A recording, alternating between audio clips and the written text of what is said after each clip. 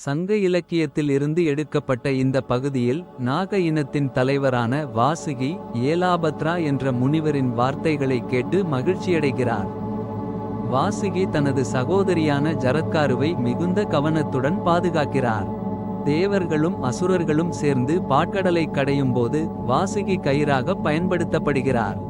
பின்னர் தேவர்கள் வாசுகியுடன் பிரம்மாவிடம் சென்று வாசுகி தனது தாயின் சாபத்தால் பயப்படுவதாகவும் அதை நீக்க வேண்டும் என்றும் வேண்டுகிறார்கள்.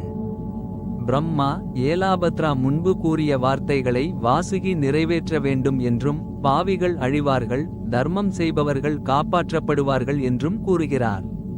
மேலும் ஜரத்காரு என்ற முனிவர் தோன்றி தவத்தில் ஈடுபடுவார் என்றும் அவருக்கு வாசுகி தனது சகோதரியை திருமணம் செய்து கொடுக்க வேண்டும் என்றும் கூறுகிறார்.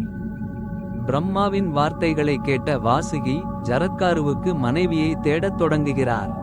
ஜரத்காரு திருமணம் செய்ய விரும்பினால் உடனடியாக தன்னிடம் தெரிவிக்க வேண்டும் என்றும் அது அவர்களுக்கு நன்மையளிக்கும் என்றும் கூறுகிறார்.